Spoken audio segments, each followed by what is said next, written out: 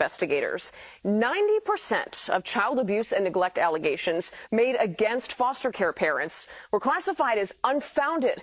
Tonight, Dave Savini talks with former foster children who say the system lets abusers get away with it as the number of allegations continues to rise. There is a serious issue with DCFS. It is a child protective service, but yet these kids don't feel protected. Illinois State Representative Lakeisha Collins knows about foster care abuse. She grew up in the DCFS system, but what she didn't know was just how overwhelmingly often Illinois foster care parents are cleared of abuse and neglect allegations. It's really mind-boggling for me. How many of you suffered abuse in foster homes?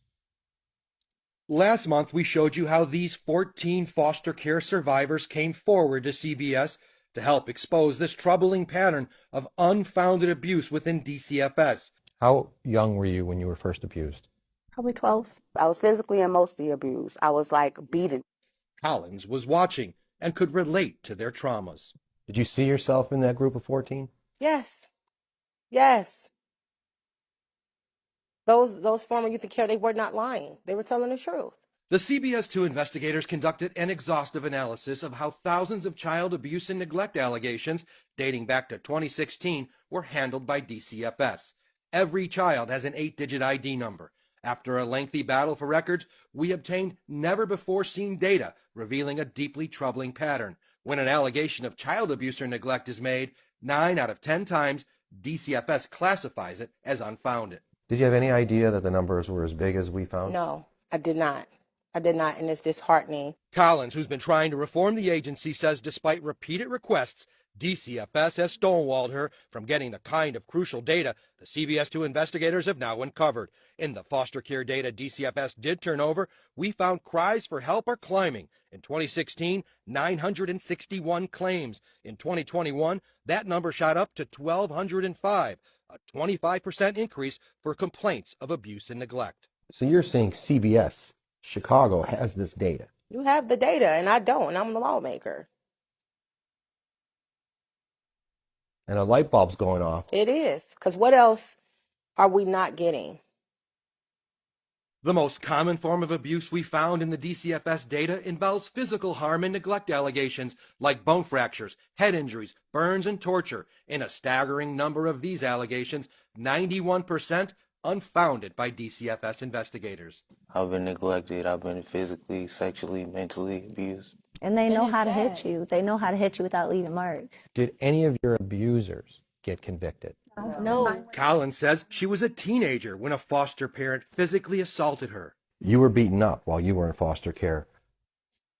She beat me up, right? In front of other kids in the house. You want to make a change in the system? I do. How many more kids got to die?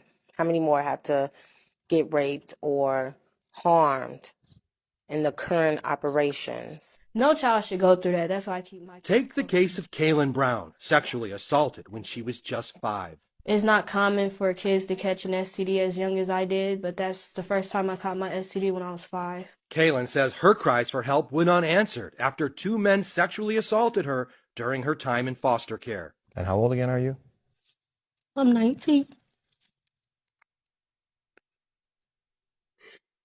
Kaylin says despite trips to the hospital and rape kits, DCFS left her in abusive homes. The data the CBS 2 investigators obtained contains more than 6,000 abuse and neglect allegations made against 3,200 foster parents. And while nearly 90% of all abuse and neglect allegations were deemed unfounded, sexual offense allegations like sexual abuse risk, molestation, penetration, and exploitation are also unfounded by DCFS 88% of the time. What did the DCFS data that we uncovered and organized, what did that say to you? What did you see in those numbers?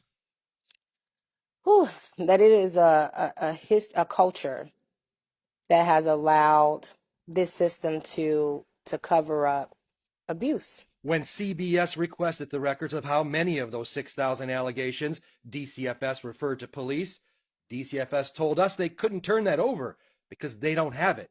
They don't keep track. The public looks at it as if you're being, you're deceiving the public. You want to pass a law that will require DCFS to track these cases?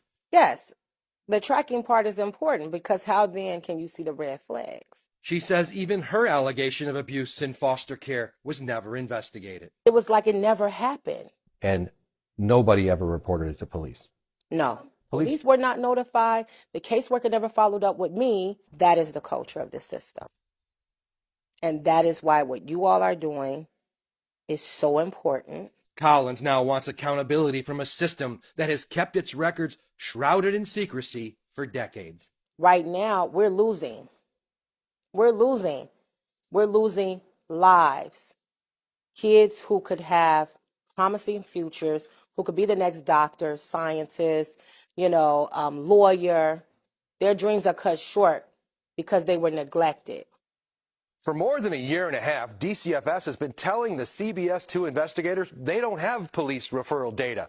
But late today, DCFS changed its story, and they're now telling us they do have that data after all, and are now finally working on giving it to us.